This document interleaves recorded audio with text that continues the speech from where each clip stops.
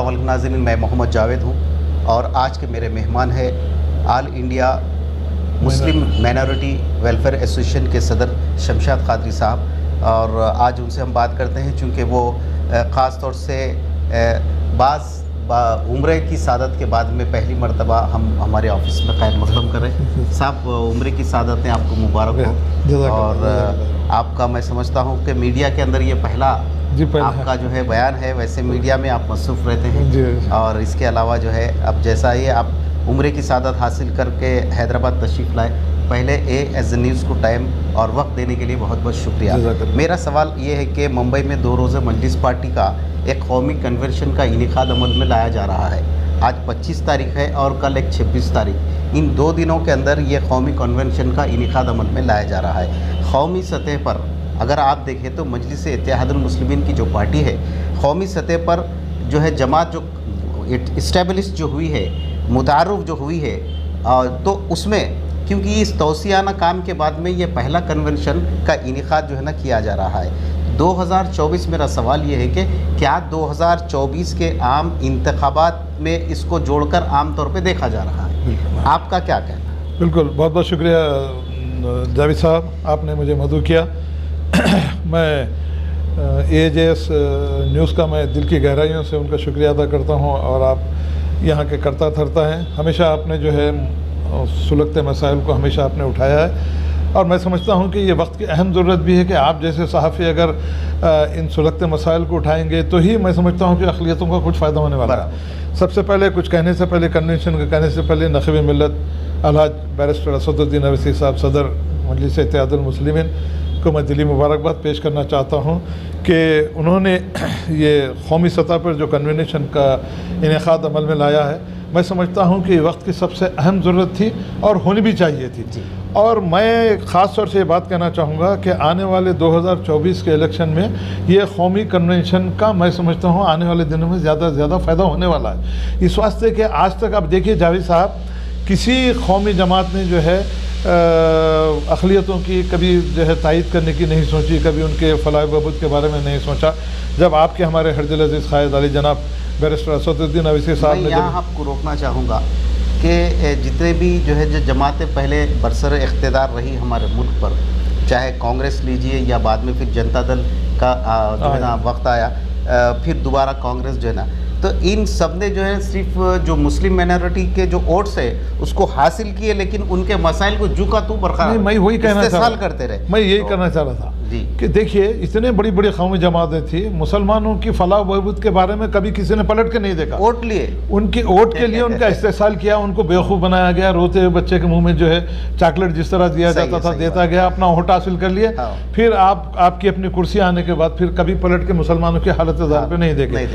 तो ऐसे मौके पर, ऐसे जो है पुरआशूब दौर में मजलिस इत्तेहादुल मुस्लिमीन का 2 रोज़ा कन्वेंशन मैं समझता हूँ कि आने वाले दिनों में अक़लियतों की फलाह बहबूद के लिए एक नया इक़दाम है और एक नया क़दम है। इंशाअल्लाह ताला मुझे इस बात की उम्मीद है कि आपके हमारे सदर अली जनाब बैरिस्टर असदुद्दीन अवैसी साहब ने जिस तरीके से इस कन्वेंशन का इनेकाद अमल में लाया है, आने वाले दिनों में इंशाअल्लाह सुम्मा इंशाअल्लाह आने वाले 2024 के इलेक्शन में यकीनन ये कन्वेंशन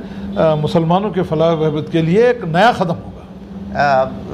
शमशाद कादरी साहब, मेरा दूसरा सवाल ये है कि कायदे मुक़र्ररा मजलिस पार्टी की हालिया जो है अकबरुद्दीन अवैसी साहब से की जो हालिया जो असम्बली में जो नुमाइंदगियाँ थी, जो आवाज़ थी और हुकूमत से पूछे गए सवालात पर आप उनकी कारकर्दगी पर क्या मुतमईन हैं? बिल्कुल, सबसे अहम बात जावेद साहब, बड़ा अहम सवाल आपने किया है क्योंकि मैं भी as a community health officer retired होकर all India minority welfare association का कौमी सदर बना हूँ और मिल्लत और कौम की खिदमत में 24 शब रोज़ लगा हुआ हूँ। जब मैं आपके हमारे नौजवान क़ायद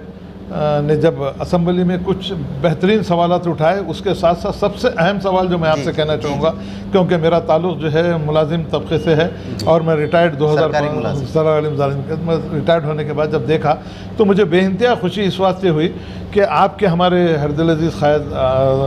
हबीब मिल्लत जनाब अकबरुद्दीन अवैसी साहब ने जिस तरीके से मुलाजमीन और रिटायर का जो मसला उठाया है, मैं समझता हूँ कि यानी वक्त पेंशन वगैरह के पेंशन वगैरह के सब वक्त की सबसे अहम ज़रूरत थी, क्योंकि पिछला पीआरसी जो दिया गया था वो अभी बाज़ लोगों को मिला। अब नया पीआरसी के लिए भी उन्होंने जो हुकूमत के तरफ जानिब जो तवज्जो उन्हें दिलाई है, मैं समझता हूँ कि वक्त का सबसे अहम ज़रूरत थी। और मैं ख़ास तौर से आपके हमारे हरदिल अज़ीज़ क़ायद आली जनाब अकबरुद्दीन अवैसी साहब से मैं हमदर्दाना अपील ये करना चाहूँगा कि आप मुलाजिमीन के साथ साथ पेंशनर के तरफ भी आप थोड़ी अगर आप नज़र डालेंगे तो मैं समझता हूँ कि उनकी ज़िंदगी में बेहतरी आ सकेगी। आज इस कमर तोड़ महंगाई में डीए का अनाउंसमेंट नहीं होता, पीआरसी के सही वो नहीं होता, बकायाजात नहीं मिलते, तो मैं आपके हमारे हरदिल क़ायद अकबरुद्दीन अवैसी साहब का शुक्रिया भी अदा करूँगा और ये उम्मीद रखूँगा कि आप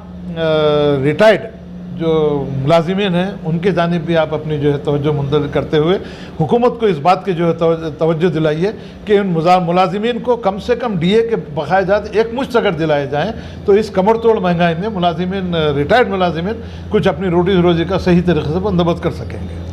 नाज़रीन, अगर आप ये वीडियो और ये इंटरव्यू देख रहे हैं तो आपसे गुजारिश है कि इसको ज़्यादा से ज़्यादा शेयर करते हुए ख़ास तौर से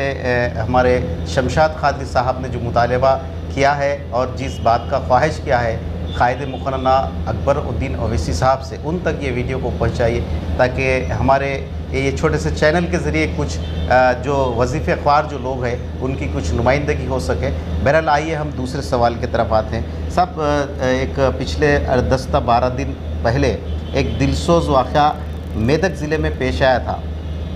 पुलिस का जुल्म इतना हुआ कि एक मज़लूम मोहम्मद खदीर ख़ान जिसका नाम है, बाद में उसकी शहादत हो गई और उस शहीद के लिए कई एक नुमाइंदगियाँ की जा रही है। मेरा सवाल आपसे है कि इस वाक़े में मुलव्विस जो खाती पुलिस ओहदेदार है इनके ख़िलाफ़ क्या कार्रवाई होनी चाहिए और जो कार्रवाई का ऐलान किया गया है क्या उससे आप मुतमईन है या और आपका कुछ मुतालबा है? जनाब अली, बड़ा अहम और मैं समझता हूँ कि इस वक्त का सुलगता हुआ मसला जो है खदीर ख़ान मज़लूम की जो है शहीद जो उसको कर दिया, शहीद हो गया है बेचारा, उसके लिए मेरे दिल में भी बहुत ही ज़्यादा जज्बा है कि उसके किस तरीके से उसकी मदद की जाए, किस तरीके से की जाए। मगर जिस बर्बरियत और जुल्म सितम का मुजाहरा पुलिस ने किया है, मैं समझता हूँ कि ये हिंदुस्तान की तारीख़ का ऐसा ज़िया दिन है जो खदीर ख़ान के ऊपर जिस तरीके से जुल्म सितम किया गया, आखिर में वो शहीद हो गया।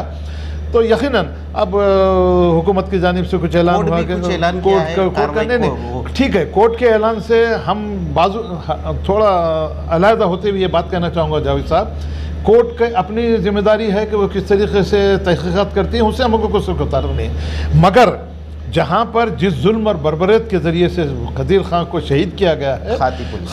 उन खातियों को सख्त से सख्त सज़ा दी जानी चाहिए। और मेरा मुतालबा ये है कि इनके ऊपर जो खाती हैं क़त्ल का मुक़दमा दायर करते हुए इनको कैफ़र किरदार तक पहुँचाना बेहद ज़रूरी है, ताकि आने वाले दिनों में फिर ऐसे वाक़यात, ऐसे जो है ज़ालिमाना वाक़यात फिर पेश ना आए। मैं फिर एक मरतबा जावेद साहब आपका इस बात से शुक्रिया अदा करना चाहूँगा कि खदीर ख़ान की जितनी